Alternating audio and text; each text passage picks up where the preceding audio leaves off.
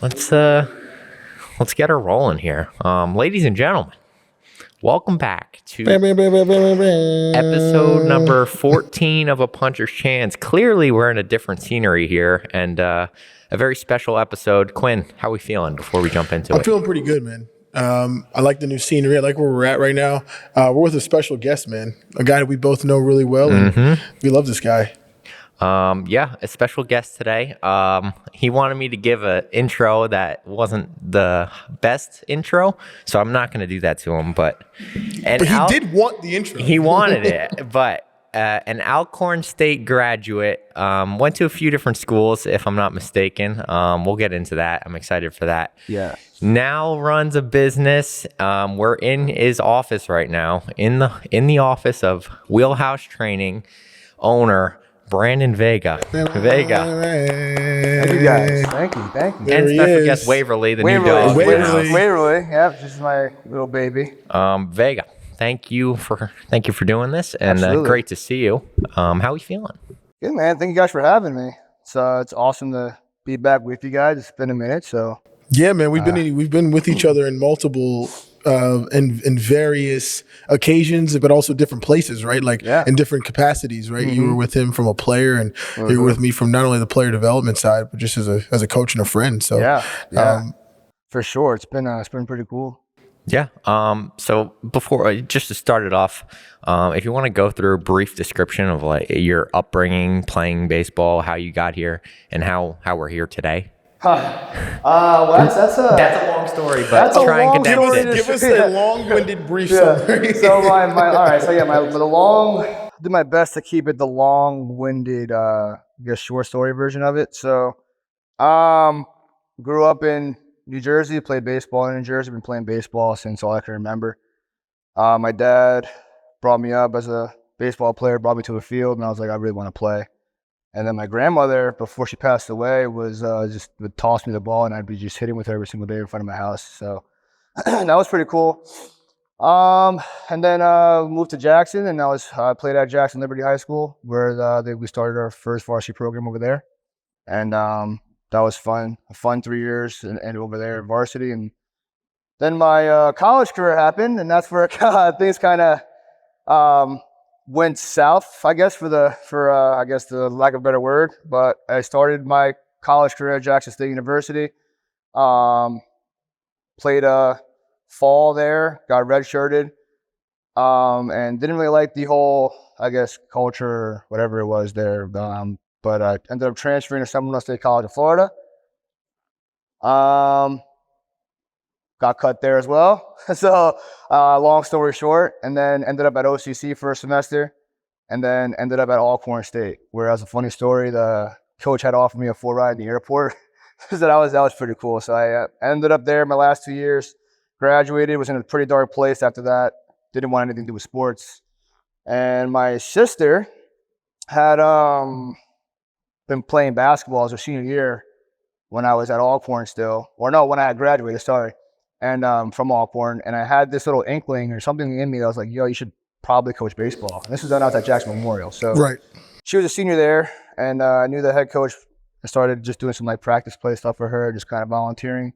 That's when I met Coach Malta, and then it's kind of where my whole playing career kind of hit off. And my coaching career started kind of hit off, and from there, it's kind of all she wrote.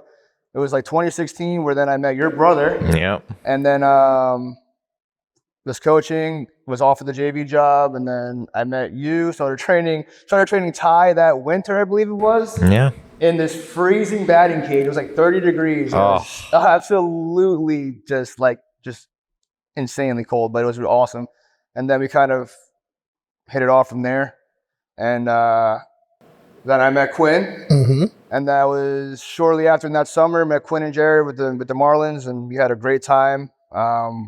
Opened up the facility down in was it Manalapan? Millstone. Millstone, and did a lot of good things there. And they're still doing well. And then my girlfriend now kind of just made this idea that you should open up a business. And I was like, I don't know. I don't really want that responsibility. I don't know if I should do it.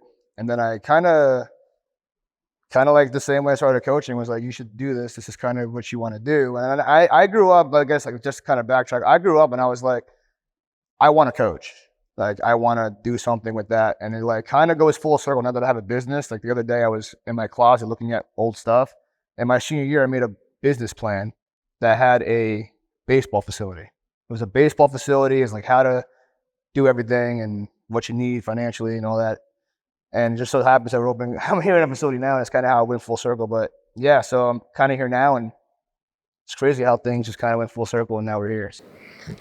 Yeah, your story is it's interesting to say the least. It's super interesting. All the stories you used to tell when we were training and going in the morning and hitting and all that. It was like, man, I'm never gonna come close to having crazy stories like you've had. At least you start out thinking that, right? Like you start out thinking you're not gonna have those stories, and I think that's the interesting part about this game is you develop those stories mostly by chance. You didn't design it that way. No. And most people would think if you were the person to try and go through it, why would you keep going? Right. Yeah. It's like by design, like I never designed to go to 4 schools in 4 years and somehow graduate with a minimal degree and then somehow, some way, like take this path that's clearly not straight to where I'm at today. Correct. Like my original design, 100%. yeah, like my original design was like, yo, I want to play college baseball. I want to play pro baseball. I want to be the first like draft pick out of my school. I want to be the first person that gets drafted out of my family. I want to do all this stuff, and clearly, like that's not the way it works. You know? So that's like kind of what happened. So yeah, that was kind of by design, but like obviously that's not how it works. So yeah. So on that subject of playing in college, walk us through that first semester at Jackson State, right? Yeah, Jackson State. And say what you want, say as much as you want. I know it was interesting, but how was that first semester of college baseball? Especially being in your shoes. I know the backstory, but how was it? It was at first a real culture shock. I mean, I'm going from Jackson to Jackson, ironically, but it's like I was in an entirely different Jackson. Completely different Jackson. So I was in New Jersey, and then I was a whole day drive away from home. So not seeing my family after seeing them every single day was kind of weird at first, but that was rough. And then also just kind of going through what I went through in the recruiting process. Head coach didn't recruit me; it was more the assistant hitting coach that did. And then having to deal with what I dealt with, just feeling like I was forced to make changes that I wasn't recruited originally. I'm like understanding like that's not what I was doing. Like for instance, I was in the Power Showcase home run derby with Bryce Harper. I was I represented the state of New Jersey in it. So obviously I was known as a pretty decently good power hitter who had speed. So kind of a power speed combo guy. And then I felt like I had to change my swing to match what they were doing. So that first semester was kind of filled with me trying to people please and do what the coach is saying and not really realizing that, hey, it's you. You just continue to play the game, continue to do what you were doing. This is why they liked you. Right. So that was really rough for me to deal with. And then kind of just how I was being spoken to or kind of how I was being treated. I didn't really like that. So a lot of what I've gone through, not just like at Jackson that first fall, is kind of like why I am the way I am today. Like a lot of people would just like kind of be like, oh, you're a little childish, or why do you act like I do? And it kind of started from my fall semester where I was like, I never felt like I had a coach that I can just like go to and be like, hey coach, like this isn't working for me. Like, is there something else we can do? And like I model my business and the way I go about things. Like the first thing is open door policy is transparent. If something's not working, you tell me. Yes. Like, I'll get pissed if you don't tell me, especially when I see it and I'll give you a chance to tell me. And I'm like, why didn't you tell me? Because, like, I never had that. So, like, I guess that first fall, like, it's really me kind of being eye-opening, like, just have my eyes open to, like, I feel like I can't approach people, so that was rough. So Yeah, even that kind of is like almost like a reverse psychology for kids, especially when the environment allows them to be as transparent as they can be, because they almost don't believe it at first, right? And that's why they don't come to you the first time, and then they wait until you approach them because he feels like I think societal views have kind of changed when it comes to there's more of a relationship with the person. Yep. Who is an authority figure versus the person who's taking the authority. And it's supposed to be, we're supposed to be able to talk about this because it is yours. It's not just mine. It's mine in theory because I'm giving this to you, but you're taking it and using it for yourself. Right. And it's like, I'm giving you the keys. I want you to go for a drive, man. Like this is you're here because of whatever I have to offer here, but this is at the end of the day is your career, and you're it's the here vehicle. Exactly. You want to take control of your career, so let's do it together. So. Yeah, well, I wanted to go a little bit on to the college experience in your first year. I think kind of give me some feedback or a little bit of thoughts on how you approached did you think that when you got there you were supposed to get treated a certain way? Because I feel like a lot of athletes feel like since they think that they're a priority, they think that it's just going to be, I'm going to step on campus and the coach, based off of the 3 or 4 or 5 calls and the visits, that he's going to treat me better than other people. Right. And I think athletes get shocked that they're going to actually treat you like shit sometimes when you get back. It's for sure. They got you there, but they wanted to be nice to get you there. Right. Until now, they're going to treat you like everybody else. Yeah. Honestly, for me, I never thought I was going to get treated a certain way. Okay. I always wanted to be the best player. I always wanted to beat you and kind of like have that competition factor where it's like, I know it's not guaranteed. So I always knew that I wasn't going to be treated a certain way. Right. I just don't think I was used to, and my parents, my parents were probably the best at like preparing me for, I guess, knowing that you have to grind things out and knowing that you have to work really hard for it, knowing that people aren't going to always treat you the way you want to be treated. So like I knew that going in, like especially going from a completely different state to state and like the completely different time zone, et cetera, et cetera. So like for me, it was just like I look at it now and I'm like I was 1,000% mentally weak. That's not an argument, and I even attest that to kind of why when I was playing baseball I went on to these really hot and cold streaks because I didn't know how to handle failure the way I could. So like I think part of it during that time in college was not being able to see my parents, not being able to see my family, and like even when I had failure, know that I can still see them, be around them, and like kind of get over it. I kind of just I was by myself, and it felt like I was by myself versus like even though you're here, you're not by yourself, not alone. And that's kind of what I felt being so far. And like in the beginning, that first year where I was like, I'm far from home and I feel like I have nobody to turn to. Right. So that's kind of where it's like, I don't know what to do. So I mean, talk to me about where you think the mental strength should have come from. Do you think you should have gotten it? Because one of the things that I appreciate from the places that I've played, the coaches that I've had, I was able to build that over time. Right. And so, but there's a lot of kids, I think, especially in today's world of not only sports, but specifically baseball, because we're speaking on it, there's not enough of the mental strength aspect going forward. And like, they're not building that part of the brain. They're not building that part of the skill. Right. And do you feel like an obligation to be able to create that as well? Yeah. I think part of it for me was being a little lazy on that side, where it's like, there was definitely certain things you could use. Like, for me, it was my first understanding was Heads Up Baseball. So it was a book that Manny Ramirez on the cover of. Right. And it just talked about like how to separate when you're having failure and how to separate when you're having success. What does it feel like? Breathing techniques, things like that. Little things like that seem so pointless. I just never took the time to really like stop, breathe, think, write it down, and then move on. And I think it's so important. And it's so overlooked. And we look at like, okay, develop, train. Now I'm failing. Why am I failing? And it could be something so small as taking the time to think and prepare mentally, like, hey, breathe here. Right. Like write this down. And it seems so stupid in the beginning. And you're just like, why am I doing this? And then you really realize it, you're like, okay, it's going to happen. Yeah. Here's what it is. And it's like, part of it. Exactly. And I never did that. And it's just part for me as like a coach now and like an owner now, where I provide that for you. And I'm like, this is part of the course. Yeah. Exactly. So I'm like, I didn't do it. I didn't take the time to.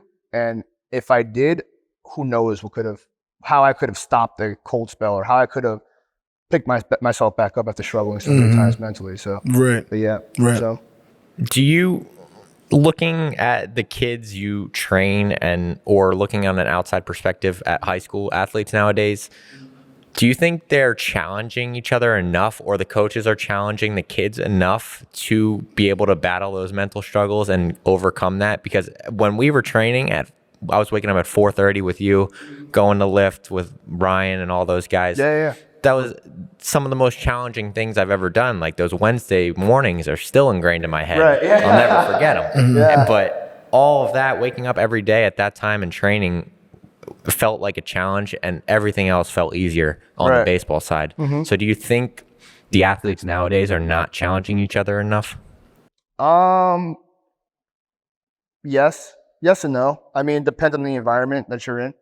I think the culture we created in the morning workouts, it started so small. It started with just me and you. It started with me, you, and Anderson. Then Ryan came along, and then guys came along like Greg, man. Then the next thing you know, you had the whole entire team coming in the morning. That stuff kind of grows on you, you know. And then, so I think athletes in the wrong environments are not challenging each other, because you're just simply not accustomed to being challenged and accustomed to like either wanting to get up in the morning or having to get up in the morning. You know, so like in the beginning, it probably felt like I have to get up at 4:30 or 4 o'clock and I have to get to this lift. And now it's like, I want to come here. I want to do this at 4. I want to do this at 5.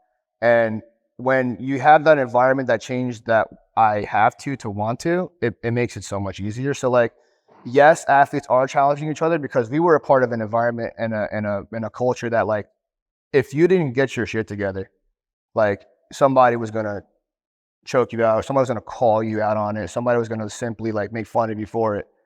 But in other environments where you're not getting challenged, it's kind of like, okay, man, it's okay. Like, or like they don't say anything at all.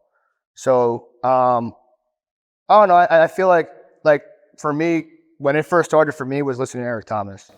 Like that's kind of like the first thing for me. Like when we heard Eric Thomas, and then we kind of heard the whole Inky Johnson story, like I kind of think things really hit off there, and just kind of put an understanding of, okay, let's get up and do this thing. It's not about being motivated. We're all motivated. It's about being disciplined to do it. And then once we understood the discipline side of it, like Wednesday mornings were not a lift day for us. It was a mobility day for us. And we hated every single day of Wednesdays because it was mobility, and it hurt even worse.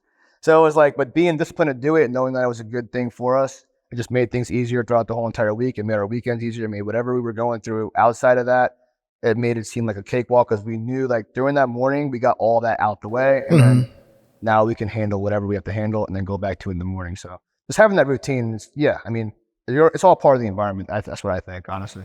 Yeah, I think what's interesting about that too, because I remember that time in the 5 a.m. club, and I thought that stuff was it was special, because it brought me back to kind of that push, right? But I want to kind of talk to you more about that aspect of it, because I think a push for kids needs to be mental and physical, right? And I think that part where you talked about like someone's going to get choked out in that, or someone's going to get reprimanded in that way. And do you see that some of the soft culture of baseball or just sports in general is because there's not that physical push sometimes? Like it's not always that it has to be to the point of an abuse, but it has to get physical in some way, where I have to be able to put you in a place. Right. For sure. Yeah. Right. I mean, I think the physical push is more of, for me, like the strength training side of it is like pushing your body to limits you never knew existed. Right. For that physical side of it, the mental push is more the discipline side that's kind of like cultivated over time, where it's like, okay, I need to do this. I have to, and now like, and not I need to, I want to. You know what I mean? Like I have to do this to get myself better. Having that discipline, and then it becomes a mental fortitude where you get mentally tough, and now it becomes part of it. Right. So it's like the physical side is like, you have to understand how to push yourself beyond limits you need to do, or never knew existed. And then the mental side of it, obviously, you're going to want to push yourself physically. Yeah. And so they kind of like tie in hand where it's like, okay, like I'm mentally strong now. I'm more disciplined on doing this. And now physically, I know what I have to do to get better. Right. And I also think that environment that you're in makes you want to push yourself past limits you never knew existed physically. Because I know they probably don't realize it, but for me, when I was in the weightlifting with them, I pushed myself past physical limits I never knew existed. Right. And I was like, oh my God. Like you never realize that. Yeah, you're working together. Exactly. And it's yeah. like, but we're all working together on it. It's not just me, but like everybody that's there as a collective group is getting better and wanting to push themselves past these limits. So it's really cool. Right. So every single one of us in there, it was a fight to see who was going to PR next and Yeah. who was going to get that next lift. And you were right there. It wasn't like you were the coach monitoring us. No. You were one of us. Yeah. Participating I with just us. believe in that though. Like I really do believe in that process. I think that kids, especially now, especially as a strength coach, but just doing anything you're trying to tell people to do when they haven't seen you personally do it just yet. Yeah. Like first off, they're going to start sizing you up. Exactly. There's too much information out here Exactly. that people can start to go and search if they want to they want to verify or validate what you've done. Right. And then on top of that, they want to make sure that you're not just saying it to then watch everybody else do it. Because then once you jump in, like people don't realize how far that goes. And that's one of the things that I plan on doing at my next place is, I want to be there in the mix. It's not just to be there just to show you, to tell you, but I got to show you as well. We got to go through this stuff together. Yeah. And I personally, in my own business, I think that training together and being and sweating together is so important to the process. Yeah, it really is because I there's days where I personally just go ahead and pick a kid or pick a time to work out with a bunch of kids so they can kind of see how it is. And there's other days where I'm experimenting on my own body to see if these exercises work. And then if it works for me, it may not work for other kids. So it's kind of like just creating those times for me where it's like, I want you guys to be on the floor with me. I want to be on the floor with you. I want you guys to see how it's done. Right. Because it's more than just like showing you and telling you. Like if you see me do it, it can help another kid out. Right. And that's kind of how that goes. And then like obviously going back to that research, obviously there's so much information. You're right. It's like people can go ahead and look at my playing stats and then they base it off of like, oh, your playing career was terrible. I'm like, yeah, you're right. But the information now that I have now that I never had when I was playing is so much better and so much more, I guess, like in depth. Yeah. That had I known that, I'd be able to like apply it more during my career and then probably further along the process of a lot of kids' playing careers. Like had I known what I know now back when I was training them, the whole entire system of how we went about it would have still been this, like the outline would have been the same, like 4 o'clock, 5 o'clock lifts, but how we went about training, maybe we would have changed was more I guess productive in a way, so it doesn't get stale over time. So that would be another thing too. And I don't think people really see how much work goes into fine-tuning philosophies of lifting or hitting, at least on the hitting side. Like the amount of times that we had to change things with my swing in particular when we were training pretty much every day hitting. Every week it was almost like we were trying something new, and then I would go to a tournament that weekend, see if it worked. If it didn't work, we'd go back to the drawing board. Exactly. And like people see what you're doing now and here with the videos online and your philosophy, but nobody really saw what the 10 years or 8 years of fine-tuning that philosophy really took. Right. And it's crazy you say that because like when I was training with Ty, it was just like, hey, let's go to the backyard, let's see how we can improve things. And kind of at the time it was, hey, let me see what videos that I can look at to kind of mimic what I'm trying to teach. Because when I was playing, it was just kind of doing what I was told and then teaching it to other people. And then it came a point in time where, I believe it was like 2 years ago where like, like what was that moment? Yeah, it's like that moment happened where I'm like, it doesn't look like that. It doesn't seem like that's what's happening. Although it's working right now, it's not consistent enough for me. So then like that's when I really like took a look at myself in the mirror and say, okay, how do I change this? How do I make this consistent and how do I make it a system where this is the right way? Now we have to perfect it and make this technique right. And if it's not right, okay, well, this is what you're doing. Now we can go back to the video and actually see why. Like back then it was kind of trial and error. Now it's like we have trial and error plus video. And it's like, okay, now we can really go back to analysis. And see it. And like that stuff really, really, really helps now. So it's like, it's definitely a lot of years of like just failing and not even failing, just really learning again, like learning. And it's like, it works, cool, keep it. It doesn't work, okay, throw it out. I think what's great about the sports industry is you can fail up, right? You could fail upward. And I think that that's the part that we're all trying to obtain at one point is how do you fail upward in the training process too? Because the training process is so much different than the wins and losses, right? Like wins will come at a very small margin in the training process, but it'll be bigger for someone else, right? So like same thing like on a squat or a deadlift. Like if someone goes up 5 to 10 pounds with the right form and now it's an overhand grip instead of an Olympic grip, like that kid today got so much, he got exponentially better, or he learns his mechanics a lot better. Now his velo goes up 2 to 3 miles an hour. Like that's a major win as opposed to the wins and losses on the field. And like where do you find your best wins? Where do you find your favorite wins in the philosophy in the process? Honestly, it's every day. I mean, I find it because there's days where I go in and I feel like I failed an athlete because I'm like, this guy didn't get it. It didn't work this day. But then like the next hour, some kid got it in a completely different light and and it worked. Or like the next day, that same kid who didn't understand it or didn't work that I thought I failed gained 7 miles an hour from the week prior because now it clicked in his head. So like for me, it's a hour to hour process. As I am with different kids for like 6 hours out of the day. So it's like, for me, it's hour to hour where I see those big gains and like just part of the process. Like, oh, that's really cool. Okay, I see this working for him. So like for me, it's like hour to hour. And then like, I think the biggest gains that I've seen, I've been dated like week to week. Where it's like, wow, man, that's huge. That's huge. And you see the kid smile on his face, like, wow. Like you watch the video and they're like super happy about it. And I'm like, this is awesome. So like for me, it's like, it really depends. It really depends. It's like, it could be hour, it could be daily, it could be week to week, it could be monthly. So for sure.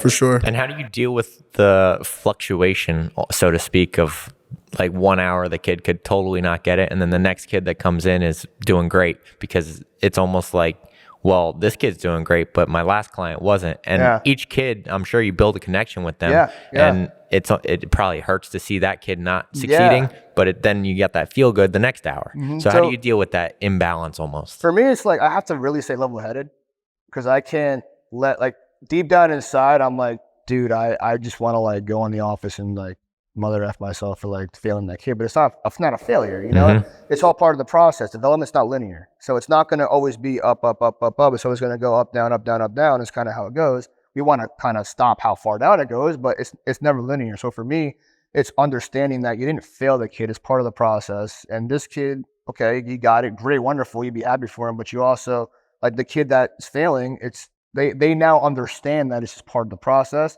And I think for me, it's helping me deal with it better because I see kids going back to their own video before they get a lift in and coming up to me like, hey, I see what I did here. And like, for me, that's a win. So I'm like, you didn't necessarily have the output that you wanted, but you see what you did. So for the next time you do say have a throw day, or you do come in for hitting, or you do come in for this particular lift, you know now what to improve, and we're going to go ahead and hit the drawing board on how to attack that area. And you already know. So for me, like a lot of kids that may have failed during that time, they're also going back to their own video, and I see them do that. So it makes me feel better too, because I already feel terrible about it. So I'm like, all right, whatever. But they go back too, and now they see what I'm saying, and now they can put the 2 and 2 together, and it's still a win because now they see it. So, which is good. So the struggles of starting a business, right? You came into this about 3 years ago with the concept. And then I remember we were talking about the concept in the cage. I'll never forget those days going into the winter where you decided, you know, I want to take this route. And, you know, as a guy in the development realm, like I was all in. I was like, this makes sense. And you got a ton of backlash from people, or not necessarily backlash, but criticism on trying to start that process. Talked about the struggles of it and where you were, the middle, and where you are today. And do you still feel like you're struggling? Do you still feel like you feel like you've gotten out of that mud? Yeah. So I feel like every day is still like a learning process. I don't feel like you're ever going to be, for me, if you feel like you're out of the mud, you're going to feel like you're I guess complacent. Yeah, a little and satisfied. You're gonna feel like you're satisfied. So I feel like I'm not there yet, but I feel like I don't want to be there yet because I want to continue to learn and continue to develop and continue to make things better. When I first started, I didn't really have a lot of support.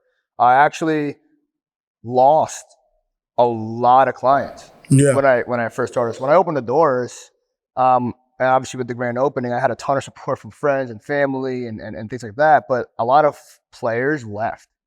Never came back. They were whatever, it's not no hard feelings, but what do you think that was from? Partially because of the hitting thing, like the whole hitting philosophy changing, and I guess me just, really changing things and try to understand how to make these more consistent. And I finally found it. Probably too late for their liking, but for me, it's never too late. It's always like it's always on time. It's always for a reason. Yeah. So that's probably the majority was from the hitting, which is totally fine with me. It's not a big deal. But the other part of it is, also before I go there, I started with nothing. Yeah. I started a business with literally, I had a plan, and that plan that I first started with today is literally not what I'm doing. Yeah. So it's like you start the plan, you have an idea, and then like what you started out to originally do, you're not doing. Yeah. But I'm doing some smaller version of it that's actually what I wanted to do, what I thought I wanted to do. Yeah. So when I say I guess for me, when I first started, I got a lot of backlash, people left, but because of that, it was a learning process for me. And now I've gotten exponentially more people that are interested and have stayed. And are more retention rate. Exactly. Yeah. And they want to learn more and are truly about it and want to continue to be here.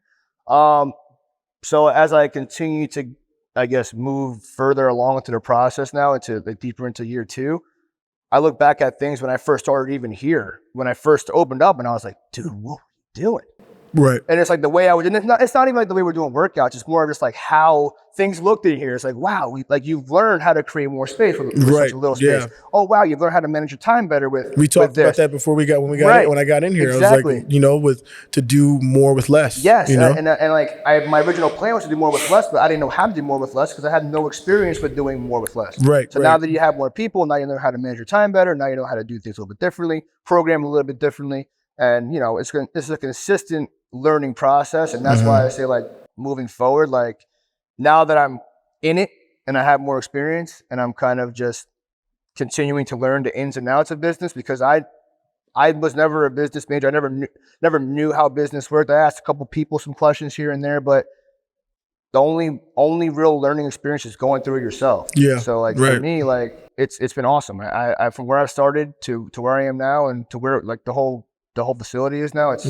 I couldn't have asked for it to be any better. Right. So that's awesome. Really good. It's crazy how much how much went different than when you started, because I feel like my first recollection of you just talking about it was probably in that office with the teachers. That was probably the first time, and what you said compared to what you have now is wildly different, and I'm sure you wouldn't change much. But Quinn touched on it in his question.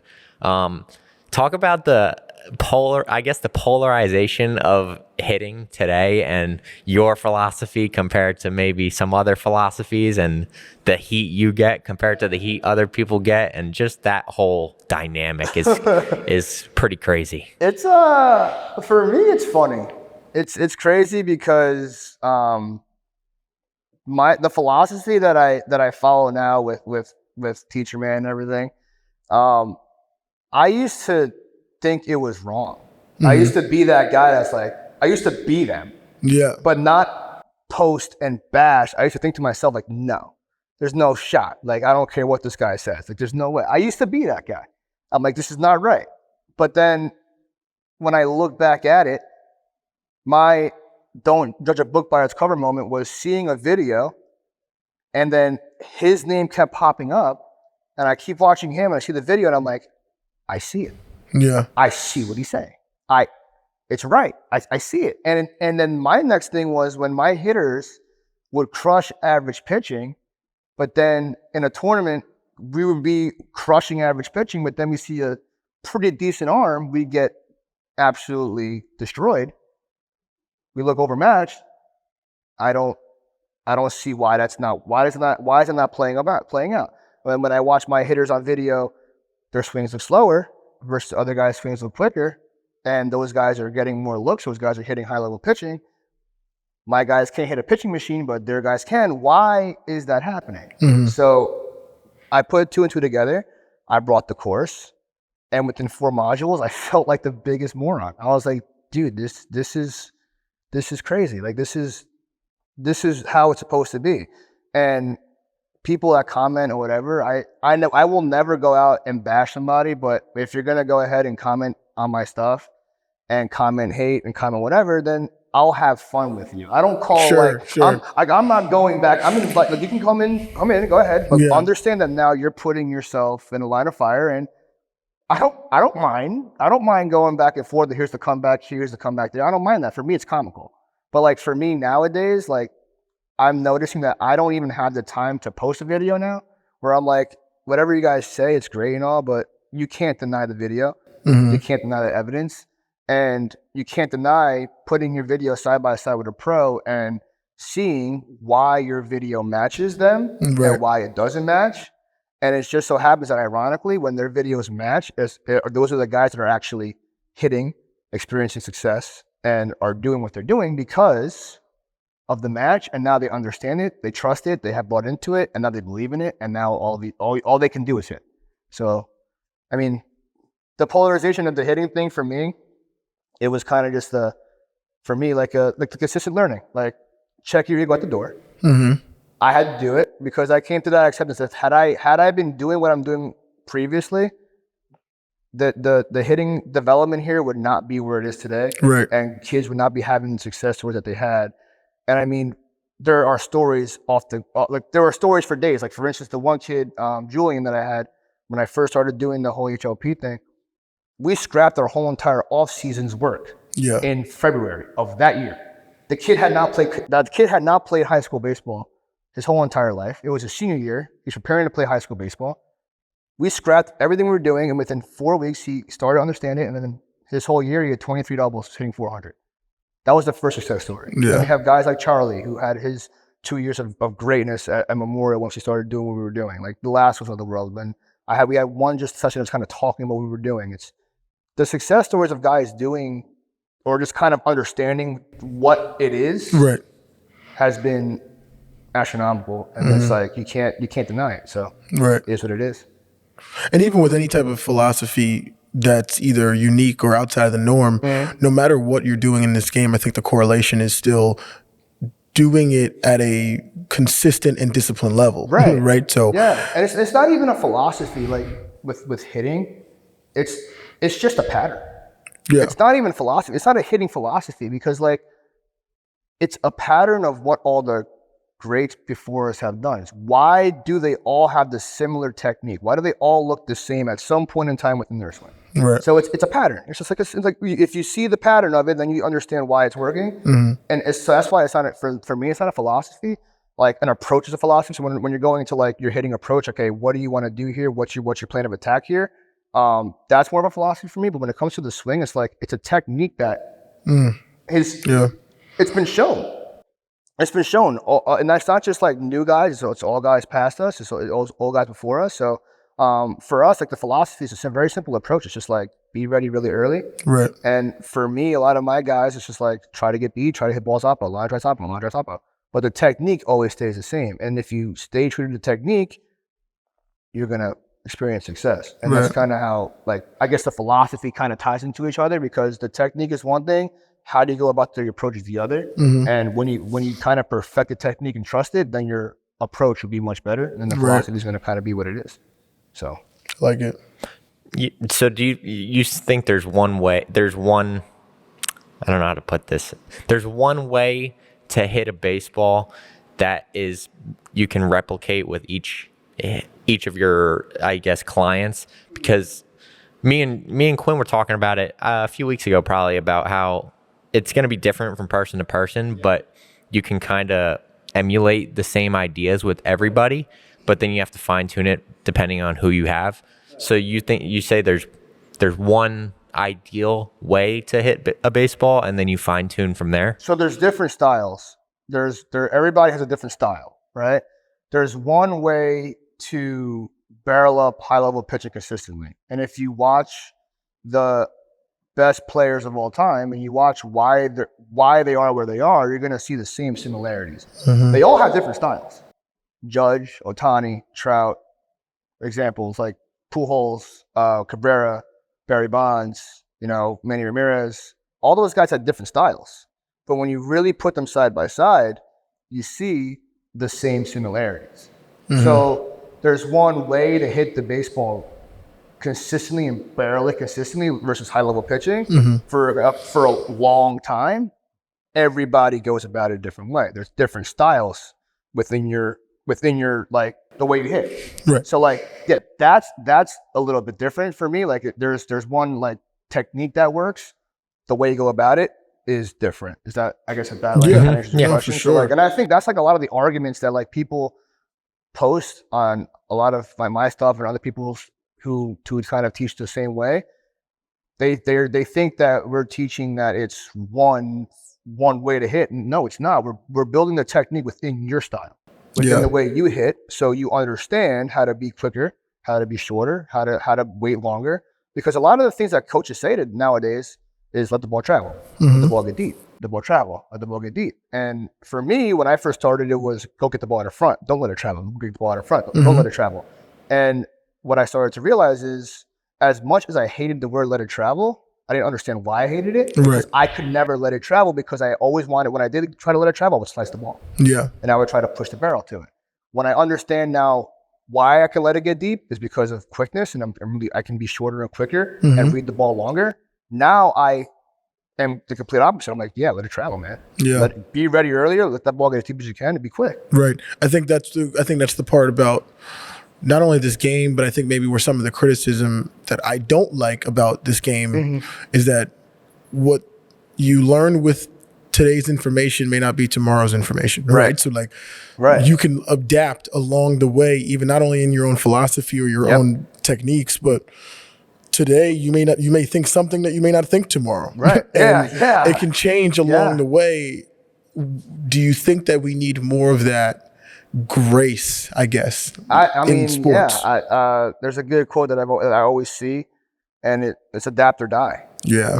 If you're stuck in your own ways because that's how you maybe experience success and that's how you were taught, and you're not willing to understand why people are teaching a certain way, by all means, then welcome to your, obsolescence, whatever it's the word. I don't know, I find a terrible word to say, but whatever. Welcome to you being obsolete. I couldn't find the right word. Whatever, I should make a word there. Yeah, but it's really extinction. Yeah, extinction. Yeah, it's like welcome to the first path of your extinction. Like, because you want to be old school or whatever and not adapt. Like, this is why, for like kind of coming off of the baseball realm, but like this is why like Coach K was so successful early. Then he struggled for a time because he hated the one and dones. Then he adapted to accepting one and dones, and he became what he became. He got back to where he wanted to be. Yeah. It's a guy like Dabo Sweeney, same thing. Like he created a culture off of things people were probably against it, but he created a culture. And now all of a sudden, Clemson's what they are. Right. So it's like if you don't adapt and you're stuck in your own ways, then you're going to get left behind. And for me, my priority is my athlete, every individual athlete. And if I stay stuck in my own ways and it's not working for them, and I blame it on them, what good am I doing? I'm not doing any good. My goal is to get you where you need to be. The velocity's not growing. Yeah. Like my you job, need to grow within yourself. My job is to get you where you need to be. And if I don't adapt and I don't see these things or want to see these things, I see it, but I have to choose to want to see it and want to apply it. Correct. Then the athlete's going to struggle. Then the athlete's the one that's going to suffer. Right. And that's the last thing I need. I can't have the athlete suffer because I was too closed-minded to accept it. And when it comes to the hitting side of it, if I became more closed-minded and didn't accept it, there's no way in hell that the athletes would have the success they're having right now. Correct. So that's kind of where that goes too. Do you look far ahead in trends of hitting? Because at least in the grappling world, just to make a reference, like John Danaher and Gordon Ryan, they were doing something so far ahead of their time in the leg locking world before anybody else did it, and they beat everybody with it. And then people are now adapting to it, and that's the big trend. So do you look for that trend before it happens, or do you try and just stay up to date with what is happening? So I think today in hitting, a lot of the trends, or just in baseball development in a whole, is kind of following the new technology or kind of following a new philosophy or whatever. For me with hitting, the trend for me has been what all the greats of our pastime generation and everybody that has played before us and now currently are doing. So as long as I can continue to mimic what they're doing, I think the system's already in place where I don't have to follow a specific trend per se. And then for me, even like on the strength training side or the pitching side or anything with what we do here, all the research has been done.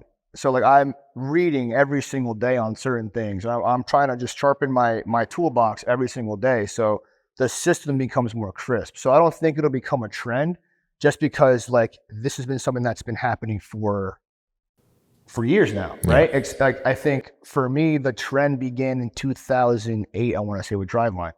And as long as I continue to sharpen the toolbox and follow that same blueprint, there's going to always be a trend of success because you see what's working, and it's all subjective because it may not work for one person. So what's your end game? Where do you see this developing? What are you looking to develop it to? So my whole goal, I want to make this one of the most successful baseball player development places in the Northeast.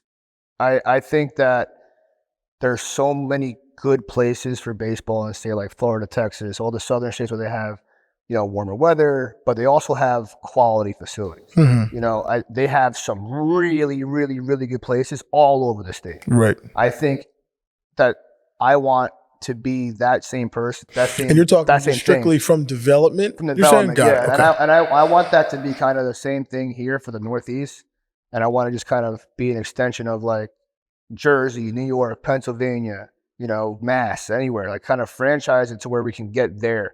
Get to the northern places where like baseball, people view it as, oh, they're from the Northeast, they're slower behind. I don't want to be slow behind. I want to, once we get out there, I want you to feel like you didn't miss a beat. Right. I want you to feel like people always make this excuse. I feel like sometimes where it's like, oh, they're from the north, give them some time to get used to the warmer weather and then they'll be fine. Like I want to, once we start playing, you're ready to go just like everybody else in the country. Yeah, like that's what I was actually going to ask too. Do you feel like, because I actually feel like with the amount of training, the science, the education that I have in the process of developing an athlete,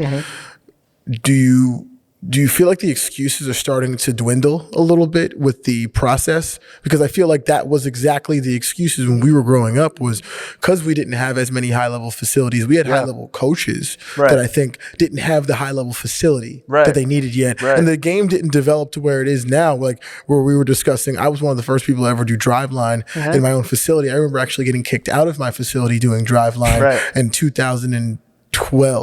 So and now that facility is a Driveline facility. And it's a really, really cool kind of full circle moment for that same place, because I understood that they didn't get it. And so, and part of me probably didn't get it really either at the time, because I just didn't have a ton of education. I was 16 years old. But when you look back at the process, I was like, it's going to help. So, and I had no problem with exactly what you described, which was adapting, right? And so the curve of the game was starting to increase. Of the velocity was starting to go up and up and up. The average fastball in high school wasn't 80, 81 miles an hour in my area. It was 83, 85. It was 85, 87 certain places. And then eventually once you get into that 1%, it was 88 to 92. So you had to get there faster than everyone else at a lower age, so you could start to help your curve. And so it helped the career like develop, because after that, it's like with colleges, Division 1, 2, 3, NAIA, JUCO, wherever you're going, it's like, if you're not in this certain number, good luck. It's like, good luck. No matter what team you play for, you're not going to get where you want to get to, because your numbers don't match what the average is for your goals or whatever you plan or wherever you think you see yourself playing. So But yeah, I think that excuse is definitely starting to dwindle a little bit, especially because things are starting to become a little more quality now, and there's more information out there. Obviously, media helps too. So people are getting pushed out more, even if they don't play for a team or something like that. They're able to go ahead and say use like a recruiting service, or maybe they're just from their social media reaching out and the person likes what they see. And they, there's the excuse now is more of not about playing. It's probably going more towards, okay, why I see what you're doing here, come here so we can come watch you play further. So right. I think the excuse is definitely dwindling, I would say.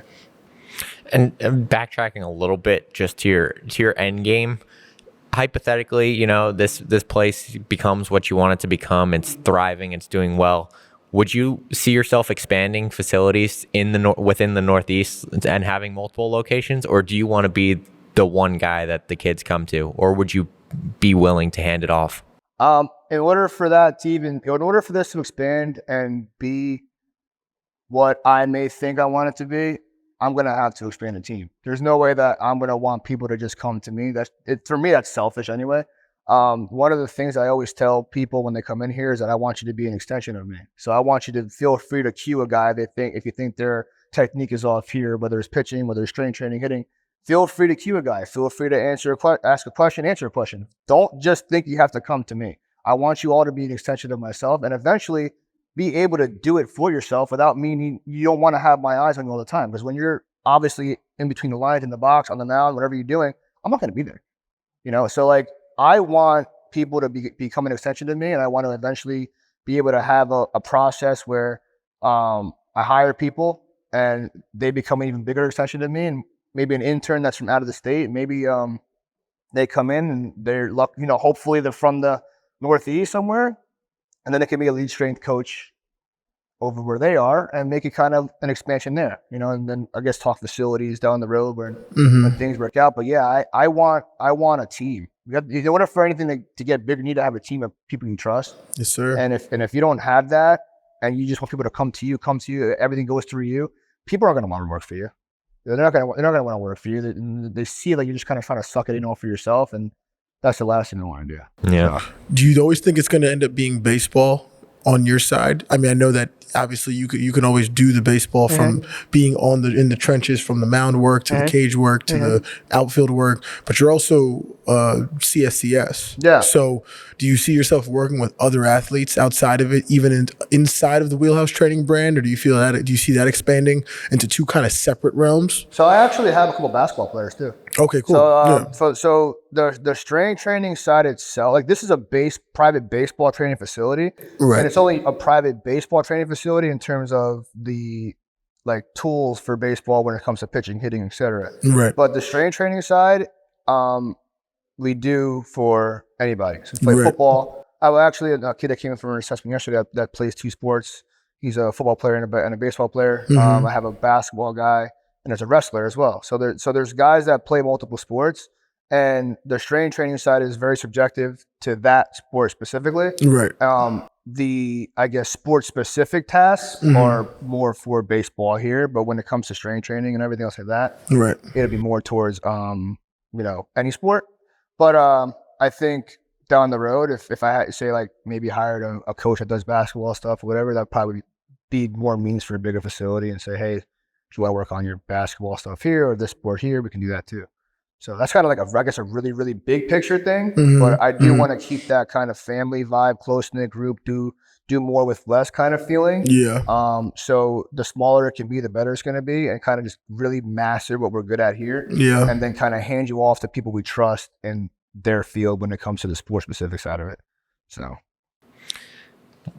What else you got over there? Because I was gonna tap into we went pretty like serious and on the business baseball side, so I was gonna tap into some fun stories, old times. I want to get into that. Over there, I want to get into that as well. My last thing would be, what would you say to someone who's starting to build a business similar to yours? Like who's in the same position as you? You came from a travel organization where things weren't going the way you necessarily wanted them to go and you wanted more for yourself. What would you say to someone who says, I want to go and start a similar business? Do everything that your gut's telling you to do. Do everything that you want to do. Do it the way you want to do it. Nothing that anybody tells you is going to work the way you want it to because it's yours. So if you don't do it the way your gut's telling you to do it, you won't know if it's right or wrong. And if you do it the way they tell you to do it, it only works for them. You don't know if it's going to work for you. Right. So it's bound to not work almost. It can either work or it can't. But if you do it for yourself and do it the way you want it to do it, then at least you know you wanted to do it that way and you can learn from it. And that's exactly the way I went about it here, where it's like, I'm going to do it exactly the way I want to do it, no matter what anybody says. And I'll learn on my own. I'll fail on my own. I'll experience whatever I need to experience on my own and improve it from there. Because the best experience, the best learning, I guess, curve is to be experienced and do it for yourself. Right. And for the next thing is, don't be scared to take the risk. I was so scared to take the risk, and I guess kind of have the responsibility put on me. And everybody said, you need money, you need this, you need that. And I'm like, okay, no problem. Got it. Understood. I had $0 in my bank account. So like for anybody to say like, you can't do it this way, you can't do it that way. No, you can do it because it's yours. You want to do it, you want to go about it, you're going to go about it with the assets you have in hand, and you figure out how to get the rest from there. Mm-hmm. So, hi. She's awake. She's waking up now. Yeah, I think that's a phenomenal way to end off. Because you're going to be here. We're going to get you on again because there's still a lot of things to talk about. Yeah, there's so many stories, man. There's so many years of things that like we've gone through together and been a part of. So it's man. I appreciate you guys coming here. It's been awesome. We appreciate you for coming. Excellent, man. Yeah, being here. Yeah. You didn't tell me a quick story. One of our mornings, I was always the first one because my dad had to go to work, so he always brought me early, hoping Vega would show up early, which he never did. But also 10 minutes away. And you're saying to the 5 a.m. club? Yes. Because like my dad would be out the house at like 4:45, and it's a 10-minute drive to the school. So we're just sitting in the parking lot. One day we get a call. Vegas like, yeah, I'm not going to be there today. I go, oh, okay. Why not? He goes, oh, I just totaled my car. Oh, yeah. I go, what? Jeez. What are we talking about? Holy smokes. That was a funny time, man. Was that in Millstone? No, that was in That was the whole different time, because remember you got stuck my in like truck the little stuck ditch? in the last day of winter training. I thought it was a good idea to, I guess, avoid whatever traffic I saw and try to go through what I thought was a puddle. Yes. But back to oh my God, then I got my truck stuck in a ditch and I had to have somebody pull it out. Yep. And then Shout out to the Osmonds, baby. Shout out to the Osmonds for that one. And literally, I missed the full winter training. Showed up for the last 15 minutes, pissed off. Like, this sucks. Like, oh my God. It was raining, too. It was pouring. Oh my God. It was pouring. Absolutely pouring. And AAA wouldn't even come to where I was at. I was too far from the road. It was ridiculous. Of course. But yeah, that one day was crazy. So I'm actually lucky to be alive with that, because it's I try to make it as casual as possible, because you didn't really show any stress about it. It was like I was like, hey, I'm not gonna be here. I just totaled my car, but like I broke my nose. My head had just hit the windshield of the car, and like holy smokes! I fell asleep on the road that day. Actually, I didn't realize it, but there was days where I would come from. I would just go and do what I was doing. At the time, I was coaching basketball, doing the 5 a.m. thing, going to school, then winter training. So I would only have like days where I would go 3 hours of sleep and go right into it. So I had like maybe 2 or 3 hours of sleep that day. I didn't realize I fell asleep on the road. And the next thing I know, I wasn't wearing my seatbelt, that I hit a mailbox, and then my car just goes straight into a boulder. And I called. The only thing I remember saying is, oh shit. And I hit the stick, and I was like, okay. And then, I kicked my passenger side door open. Yeah. I called my mom. I was like, hey, I just totaled my car like 2 minutes from the house. And I took a picture, and I texted them like, hey, I don't think I'm going to be here. What did that moment kind of symbolize to you? Because I think every time I've been into some sort of like a crazy, or not necessarily catastrophic because we're still here, but like a moment where it could have been worse. Yeah. It always gives me that sense of clarity, knowing that anything I'm doing in sports, but like just my business in general, is usually imbalanced. Yeah. And so did you think you found more balance after that? Do you think you leaned more into the imbalance, or was it like, because for me, like every time I see that I'm imbalanced and like I kind of test the limit, I kind of see that I could go slightly further. And I go a little bit deeper. Yeah, I mean, I don't even necessarily know that I was. I didn't even know my path yet, so I feel like I went more into that imbalance, but I kind of took it more cautiously with how I went about it. So like if I needed to sleep, I would sleep more than 2 or 3 hours a night. So I guess like the only thing that really made me realize it was like, dude, you gotta take care of your body. Yeah. Because as much as you're doing what you're doing and people love what you're doing, like it makes no sense to do what you're doing if you're not there for the rest of their time that they're there. So like, you know, maybe don't be so reckless. So I was definitely being reckless with my sleep. I mean, there was days that they saw me and I'd take like, because I was running on fumes that I felt like, so I would take like 3 or 4 scoops of pre-workout, like I had a heart attack right there. Like, but it's like, I'm like, don't do that, obviously. But they're like, how are you doing this? How are you awake? And then I'd be like, I don't even know that. I drink a cup of coffee and keep going on with my day. And that's totally unhealthy. So it's like, dude, stop being so reckless. You could have died there. You know, you could ruin your life trying to like be Superman. You're not. You know, you have to actually take care of some time. You know, take care of yourself a little bit, and then go from there. And then obviously having that balance of knowing what you want to do and kind of now, I guess, trickle down to what you want to do. I did that. I really realized that. I mean, at one time I was doing football, basketball, baseball, 5 a.m. Marlins. So I was doing like 7 different things at once, trying to do lessons here and there. And it's like, where's the time